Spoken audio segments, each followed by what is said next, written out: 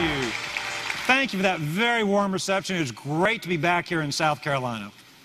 You know, I thought long and hard about what I wanted to talk with you today.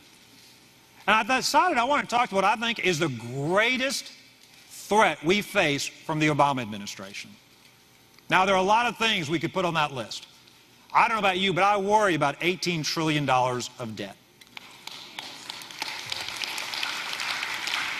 I worry about Obamacare that puts bureaucrats between patients and their doctors.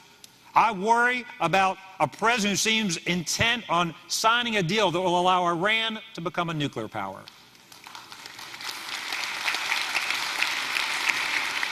I worry about a president that's trying to force Common Core into our classrooms. I worry about a president. I worry about a president who day by day seeks new ways to change our country. But the greatest threat I think we face from the Obama administration, because a lot of what I've just listed can be undone by a conservative in the White House. We can lower tax rates, we can draw back the EPA, we can get rid of the regulations strangling our economy. We can stand with Israel proudly again as she fights off Hamas, Hezbollah, and other terrorist groups. But the greatest danger posed by this president is what he is doing to redefine the idea of America, the idea of the American dream. Now, what do I mean by that? If you listen to his policies, if you listen to his speeches, you see what he is trying to do. He is trying to redefine the American dream. He's trying to redefine it into one about dependence, about government growth, about government spending. The longer you listen to this president, the more you hear him trying to divide us by race, by gender, by geography against each other. He wants to make us sound and look more and more like Europe. I don't know about you, but that is not the American dream my parents taught me. When I hear this president, when I see his policies, he's trying to turn the American dream into the European nightmare. And I want to tell you why the American dream is so important to me, and then I want to talk to you about an external and an internal threat to that American dream. The reason this is so important to me, my parents, they have lived the American dream. Now, what do I mean by that? My daddy is one of 9. Grew up in a house without running water, without electricity. Was the first and only one in the family to get past the 5th grade. Now, I know because we heard these stories every single day growing up. I'm sure you've got a dad like that. Good luck trying to get an allowance out of a dad like that. But here's the amazing thing. My parents over 40 years ago got on a plane, traveled halfway across the world to come to Baton Rouge, Louisiana. And I want you to think about something. The first time they ever got on a plane, they were coming to America. And I try to explain to my children, they don't understand this. There was no internet, there was no Google, there was no online back then. They couldn't search and see what people were like in Baton Rouge. They didn't even know anybody who had visited Baton Rouge who could come back and tell them what the food, what the people, what the culture, what the temperature was like. But this is what they knew. Even though they had never visited, they'd never met anybody who'd come to Baton Rouge, they got on that plane. My mom was pregnant with me, and they left behind their parents, their families, and their friends. What they knew, they were coming to an idea as much as they were coming to a place. They were coming to the idea of freedom and opportunity. They were coming to the American dream. So they land in Baton Rouge. My mom goes to LSU. My dad needs a job. Yeah, thank you. I realize there may be some Clemson and some other fans in the audience. And University of South Carolina, I don't want to play favorites. Let's just stick to LSU. So my mom goes to school at LSU. My dad, he needs a job. They're in student housing. They're running out of money. Doesn't know anybody, so he opens the Yellow Pages. And I love this story. He starts calling company after company after company looking for a job. Now, I don't know how many days or weeks it takes. I don't know how many people hung up on him. I don't know how many people laughed in his face. But finally, he convinces a guy from a railroad company to hire him sight unseen. And I love what my dad tells his new boss. Hasn't even met the guy yet, hasn't even started work. The guy says, you can start Monday morning. My dad says, that's great. Tells his new boss, he goes, now look, I don't have a car, I don't have a driver's license. You're going to have to pick me up on the way to work Monday morning. Who tells their new boss that? It's like the top 10 things not to do in a job interview. The guy was so taken by his enthusiasm, he did exactly that. 6 months later, I was born at Women's Hospital. Now, I was what you would politely call a pre-existing condition when I was born. There was no Obamacare or anything. It's just my parents' insurance didn't cover me. The Women's Hospital is a great hospital. We've got 3 children. 2 of our children were born at that same hospital. Now, that third child, that was the child that was born at home. Now, I didn't come here to tell you that story, but since tomorrow's Mother's Day, I'll just tell you 2 very quick things. Our last child, he was born at home. First child took 36 hours of labor. Second child, 24 hours of labor. Third child, 30 minutes of labor. So this wasn't on purpose. We were at home. It was my wife and me on the bathroom floor. 2 things I learned. Number 1, tomorrow's Mother's Day. Every man here, you go home, you thank your mothers, your wives, your sisters, your daughters. There's a reason God in His infinite wisdom allows women and not men to have babies.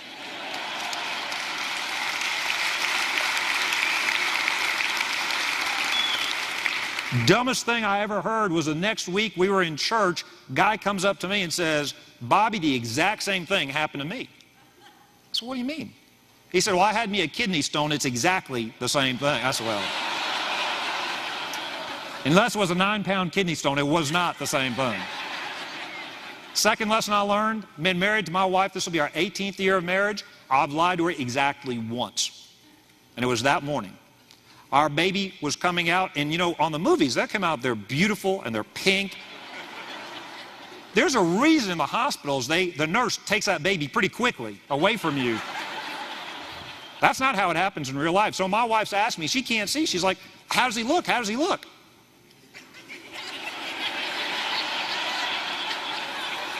If I'm honest, I say he doesn't look like he's done. Let's put him back in there for a little longer.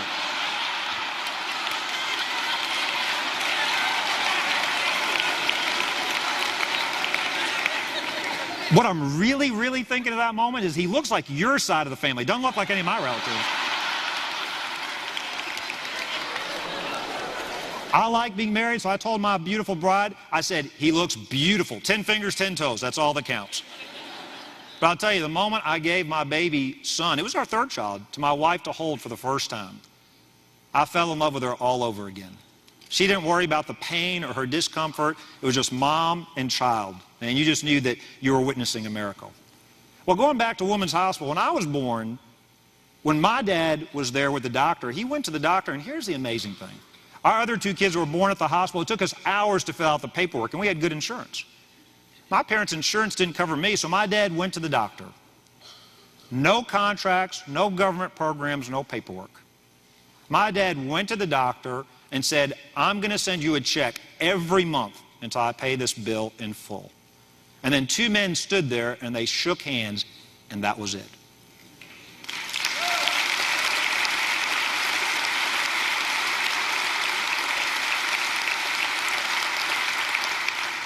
That's just how things were done back then. You know, it was a simpler time. I asked my dad, I said, how would that work today exactly? How do you pay for a baby on layaway? I mean, if you skip a payment, can they take the baby back? What do? They repossess the baby? He said, trust me, you're such a bad little baby. You were such a bad little baby. We made every payment. We would have sent you back if that was an option, so you're paid for it. The reason I tell you all that, I want to share with you 2 sayings my dad would tell my brother and me every day. Mark Twain says, the older we get, the smarter our parents become. You know, there's a lot of truth in that. I don't know about you, but I hate the fact that as I get older, I'm turning more and more into my father. I say things he used to say to us that I hated. He used to tell us, if your friends jump off a bridge, would you jump off a bridge? Hated when he said that. I say it to my kids. One of the things he would tell my brother and me every day was, sons, I'm not leaving you a famous last name or an inheritance, but I will make sure you get a great education. Because he said, if you're willing to work hard, there's no limit on what you can do in this great country. The second thing he'd tell us, he'd say, boys, every day you need to pray and give thanks to God that you are blessed to be born in the greatest country in the history of the world, the United States of America.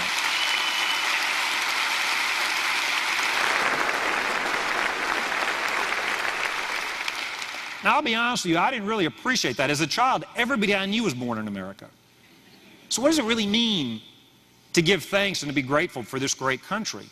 Well, now I think I understand better as I'm trying to teach my own children, but I want to describe to you two threats that threaten the ability of our children to say that same prayer every night as they go to bed, and one day, our grandchildren. The first is an external threat, the second is an internal threat, the external threat. We as a nation have got to take seriously the threat of radical Islamic terrorism.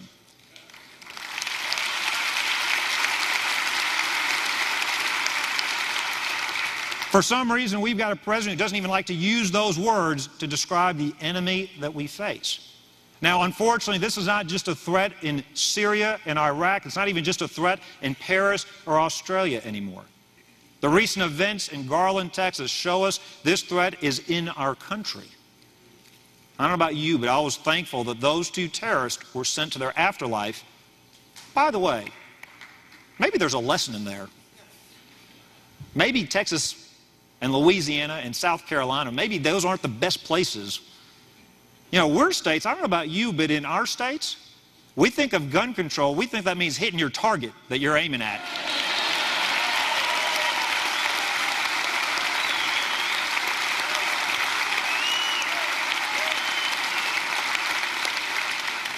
Back in January, I gave a speech in London that the left just got hysterical about, got upset about.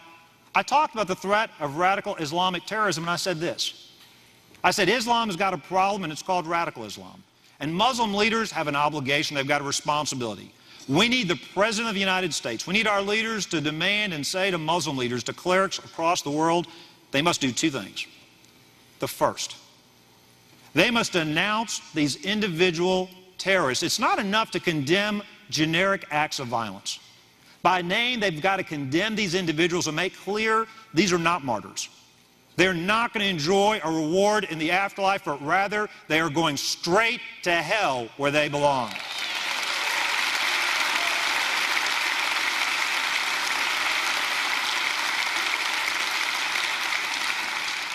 And the second thing I've said more recently is Muslim leaders must also do this. They must say that they tolerate and respect the freedoms of others with religious beliefs different from their own.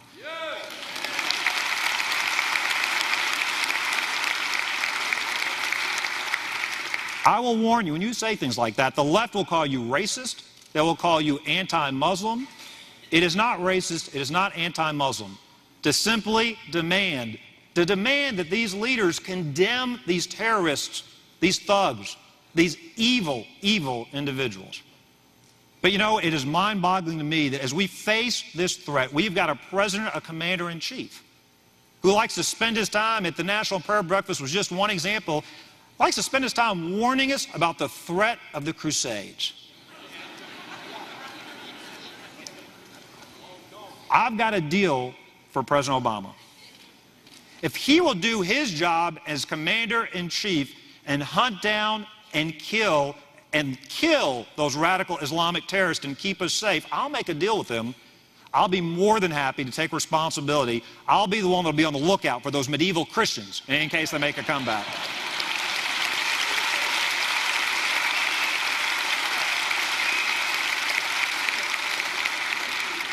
The second threat we face to this American dream is an internal threat. It's not an external threat. And this second threat is an assault on our liberties here at home, and perhaps the most important and the most recent is the assault on religious liberty we see taking place across this entire country.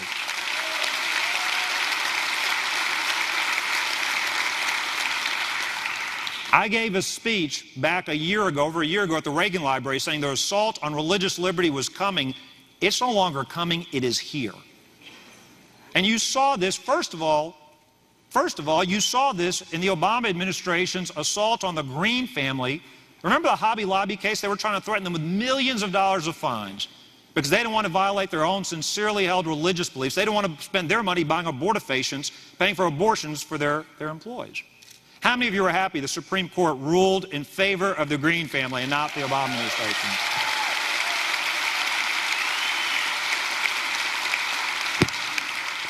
My question, however, is why was that a 5-4 ruling? Why wasn't that a 9-0 ruling on the side of religious liberty?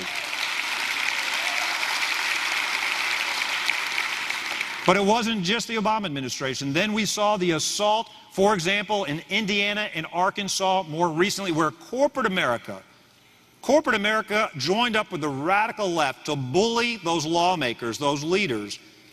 I've got a warning to corporate America. You're now allying yourself with a group that opposes profit, that wants to regulate and tax you out of existence. You can't have economic liberty without religious liberty. They're two sides of the same coin. But I've also got a warning to the Republican Party. We're not the party of big government. We cannot become the party of big business.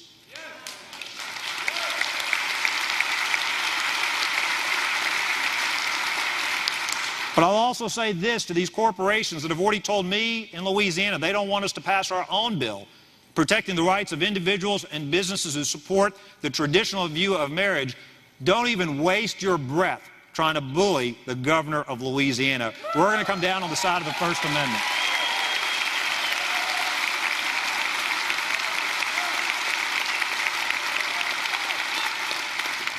The third example you may have remembered where Phil Robertson of Duck Dynasty fame said some things the left didn't like. All of a sudden, they wanted to cancel his TV show on A&E. Now, you may have noticed that the governor, I was one of the first to defend him. You may have thought I did that simply because he's from Louisiana. That's not why I did it. You may have thought I did that simply because I know the Robertsons and they're good friends, and they are. That's not why I did it. You may have thought I did it simply because my boys are big fans of the show. By the way, how nice is it to be able to watch a TV show as a family where you're not worried about the language or the images you see?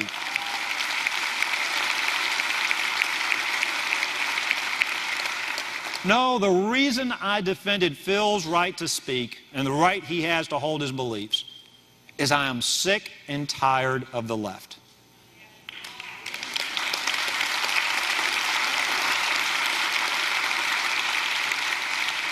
They tell us they're tolerant. They tell us they respect differences of opinion. They tell us they've got respect for freedom and freedom of speech and religious liberty. The reality is this: they tolerate everybody except those that have the temerity to disagree with them.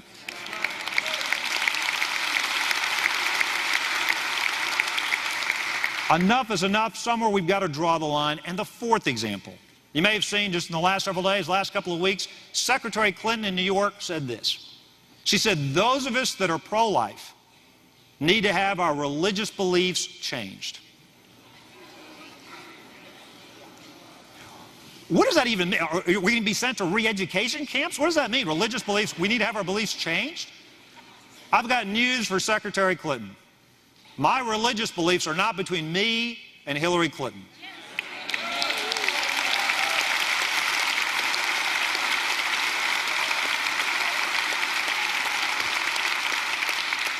My religious beliefs are between me and God, and I'm not changing them no matter how uncomfortable they make Secretary Clinton or President Obama or anybody else on the left.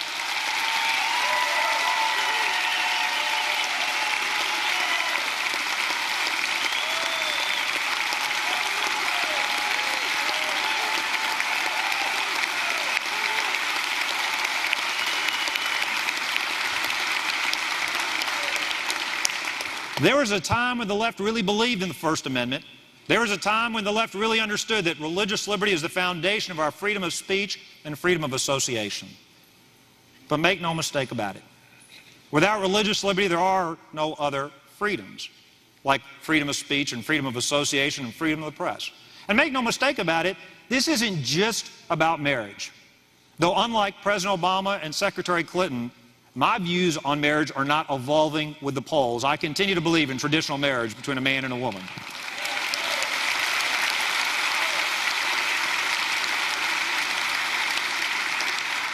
This debate is much, much bigger than that. It is bigger than marriage. This is about the power of the state to try to close or fine Christian business owners. This is about the left trying to silence us and telling us we don't have a right to live our lives according to our sincerely held beliefs. When Secretary Clinton, when President Obama say you've got the freedom of religious expression, to them, that just means you get to go to church and say what you want inside church. That's not religious liberty. Religious liberty is the ability to live our lives according to our faith 24 hours a day, 7 days a week.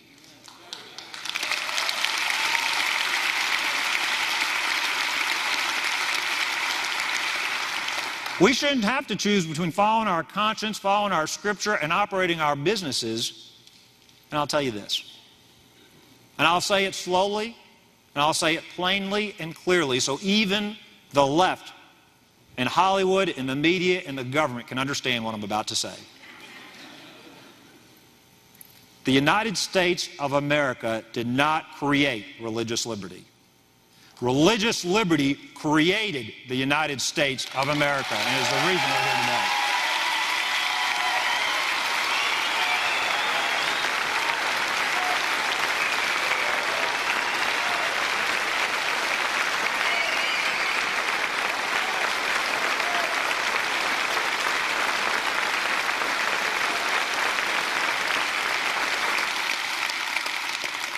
I accepted Christ almost 28 years ago as a teenager at a non-denominational church on the campus of LSU. Never did I think I'd live to see today where my own government would try to take away my religious liberty rights in this great country. I want to close with this observation. I started off telling you my parents' story about coming here in pursuit of the American dream over 40 years ago. My concern that President Obama was trying to redefine the American dream into a European nightmare of dependence on the government. But I'll tell you what, our best days are still ahead of us, and the reason I believe that, is our founding fathers got something important, and they got it right. They knew the genius of America is not our government in D.C., it's not in our marbled buildings or our monuments, it is in the freedoms they enshrine. They knew the function of government wasn't to create those rights, it was to protect those God-given rights. It's the genius of the entrepreneurs creating something from nothing. The genius of parents, moms and dads raising their kids in South Carolina and Louisiana, all over this country. But I will tell you this. We can't be beat by an external enemy. We must make sure we are not beat internally. One of the things that worries me is this president does try to divide us every chance he gets.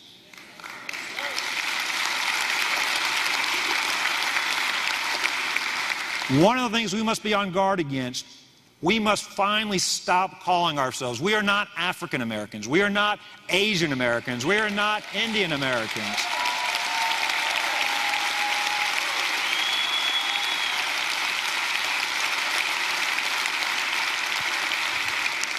I'm tired of all the hyphenated Americans. When my parents came here over 40 years ago, they loved their heritage. They love India, but they came here to raise their children as Americans. My mom says, if I want to raise my children as Indians or even Indian Americans, I would have stayed in India. She came here to be an American. If we stay united, nobody can beat us. And that's why I'll close with this observation.